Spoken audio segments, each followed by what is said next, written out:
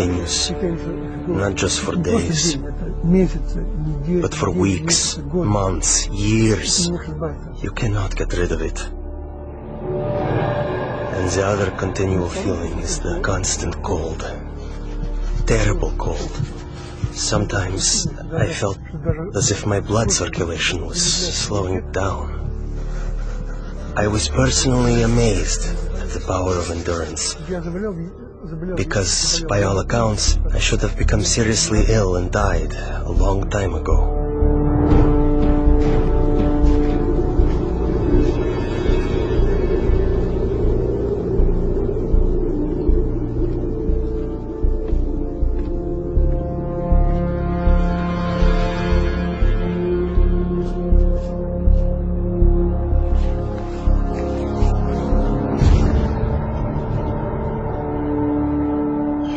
One night, I was thrown into a cell with a broken window.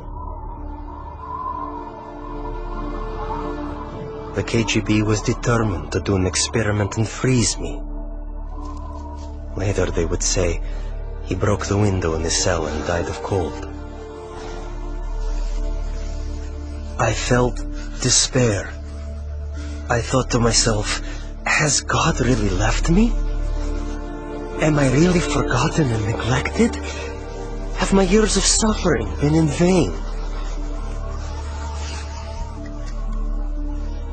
And in my despair, I began to pray.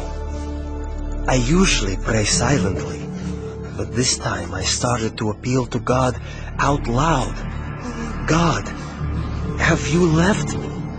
My cries were bursting from my heart literally, in utter despair.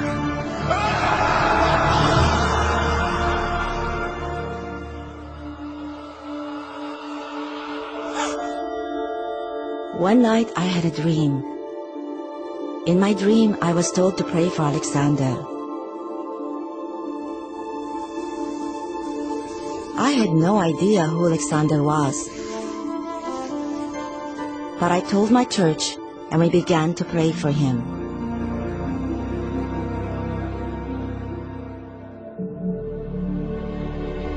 And right then, I suddenly felt a palpable physical warmth. Not the kind that comes from a heater, but like when a mother draws her freezing child to her breast and warms him with her tearful breath of compassion. It was a very living, human warmth.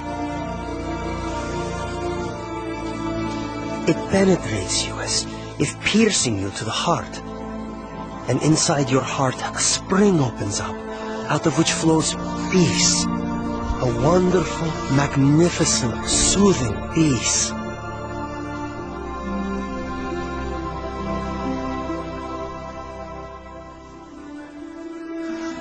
I felt a very loving, brotherly touch. Someone's caring hand touching my shoulder. I actually felt it. And this gesture represented the words, "You are not alone. You are not abandoned. We are with you. We are sharing your suffering." This warmth was the energy God gave me to feel physically the heat of prayer with my own skin, my own being.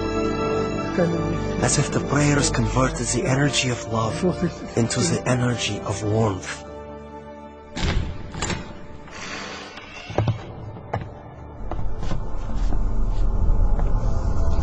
In the morning, it was a shock to my executioners. They couldn't understand. I wasn't simply alive, but my temperature was the same as that of a normal person. I heard the doctor explaining to my executioners in the corridor, "This is impossible. We can't explain it." About 6 months later, we received a letter from Open Doors to pray for Alexander. And we finally found out who this Alexander was. We had been praying for 6 months without knowing anything about him. Alexander had started a Christian movement that spread across the Soviet Union. For this crime against the state, he was imprisoned to a labor camp in northern Siberia. the death sentence zone. It so happened that many people began praying for me.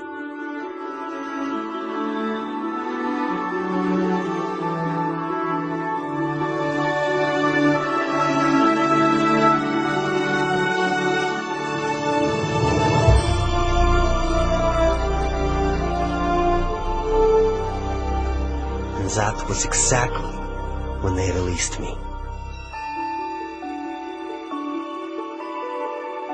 Prayer opened the prison doors, and as the gospel affirms, set the captives free.